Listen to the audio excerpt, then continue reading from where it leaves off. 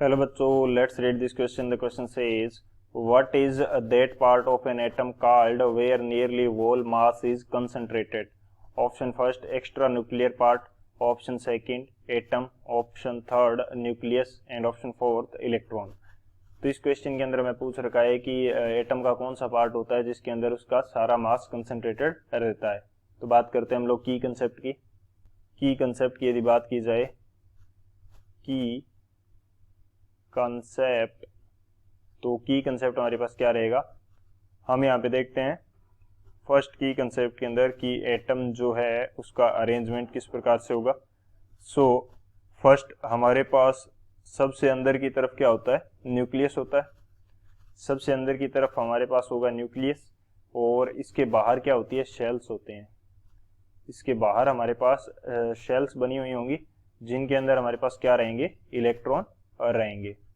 Electron इस nucleus के चारों ओर क्या करेंगे, चक्कर लगाएंगे। सो बेसिकली ये जो एन है ये हमारा क्या है, न्यूक्लियस है। और इस न्यूक्लियस के अंदर हमारे पास क्या होते हैं, इसके अंदर हमारे पास रहेंगे प्रोटॉन्स, इसके अंदर रहेंगे, प्लस न्यूट्रॉन्स जो हैं वो इसके अंदर रहेंगे। और ये जो आउटर शेल्स हैं इसके अंदर हमारे पास क्या होते हैं, इसके अंदर बोलते हैं, यहाँ पे इसको मैं आउटर शेल अलग अलग एटम के लिए अलग अलग रहेंगी, लेकिन इनको मैं क्या बोल सकता हूँ, पर्टिकुलरली शेल्स बोल सकता हूँ। ये हमारे पास क्या है, शेल्स हैं। और शेल्स के अंदर हमारे पास क्या होते हैं, इलेक्ट्रॉन्स होते हैं। शेल्स के अंदर हमारे पास इलेक्ट्रॉन्स रहते हैं। एक तो ये चीज हो गई। सेकंड हम बात करें मास, तो मास ऑफ प्रोटॉन हमारे पास कितना रहता है, मास ऑफ प्रोटॉन ये हमारे पास रहेगा 1.673 into 10 to the power -27 kg। और इसी तरह से यदि मैं बात करता हूं मास ऑफ न्यूट्रॉन की, मास ऑफ न्यूट्रॉन वो हमारे पास कितना रहेगा, 1.675 into 10 to the power -27 kg। और मास ऑफ इलेक्ट्रॉन की यदि बात की जाए तो ये हमारे पास कितना रहता है, 9.1 into 10 to the power -31 kg ये रहेगा। तो इन दोनों की कंसेप्ट की हेल्प से हम इस क्वेश्चन को सॉल्व करते हैं। सॉल्यूशन की यदि बात की जाए तो सॉल्यूशन में हमारे पास क्या हो जाएगा, सॉल्यूशन में हमारे पास ये रहेगा कि मास किसका ज़्यादा है, न्यूट्रॉन और प्रोटॉन का जो मास है वो लगभग इक्वल है, ऑलमोस्ट इक्वल है, और इलेक्ट्रॉन के मास से क्या है, ज़्यादा है। अब जो न्यूक्लियस है हमारा, जो एन है, वो प्रोटॉन प्लस न्यूट्रॉन दोनों को कंटेन करके रख रहा है।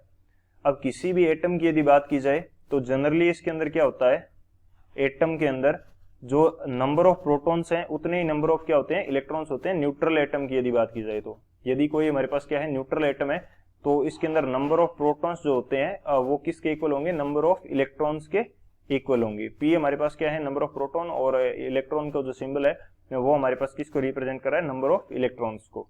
सो न्यूट्रल एटम यदि हमारे पास है तो इसके अंदर प्रोटॉन का जो नंबर है वो इलेक्ट्रॉन के इक्वल होगा, और इलेक्ट्रॉन का क्या है, जो मास है वो कम है। इलेक्ट्रॉन का मास क्या है हमारे पास, कम है। यदि मैं यहाँ पे रिप्रेजेंट करता हूं तो मास ऑफ इलेक्ट्रॉन क्या है, कम है, किससे, मास ऑफ प्रोटॉन से।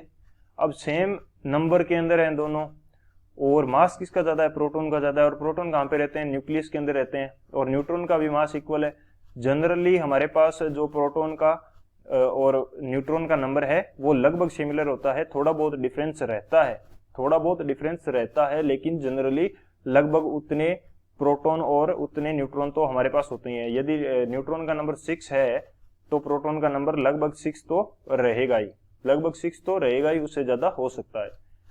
तो हमारे पास मेन जो भारी पार्टिकल्स है जैसे कि प्रोटॉन और न्यूट्रॉन्स हैं वो किसके अंदर है, न्यूक्लियस के अंदर है। और इलेक्ट्रॉन जो कम पार्टिकल्स हैं वो किसके अंदर है, एक्स्ट्रा न्यूक्लियर पार्ट के अंदर है। यानी कि जो न्यूक्लियर पार्ट है उसके अंदर तो प्रोटॉन और न्यूट्रॉन आ गए, और जो आउटर पार्ट है न्यूक्लियस के अलावा जो पार्ट है उसके अंदर क्या है, इलेक्ट्रॉन्स है। सो मोस्ट जो वैल्यू ऑफ मास है वो कहाँ पे है, न्यूक्लियस के अंदर।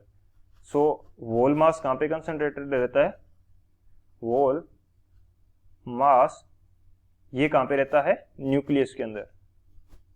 ये कहां पे रहेगा, न्यूक्लियस के अंदर रहेगा। सो हमारे पास जो ऑप्शन की यदि बात करें तो एक्स्ट्रा न्यूक्लियर पार्ट इसके अंदर क्या रहते हैं, इलेक्ट्रॉन्स रहते हैं, और इलेक्ट्रॉन्स का मास प्रोटॉन से क्या होता है, कम होता है, न्यूट्रॉन से भी कम होता है। तो वोल मास तो कहाँ पे आएगा, न्यूक्लियस के अंदर आएगा।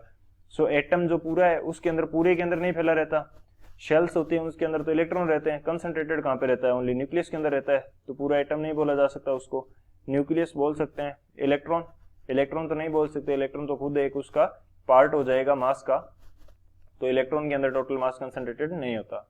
सो ऑप्शन सी ये हमारा करेक्ट होगा। So option C is the final answer.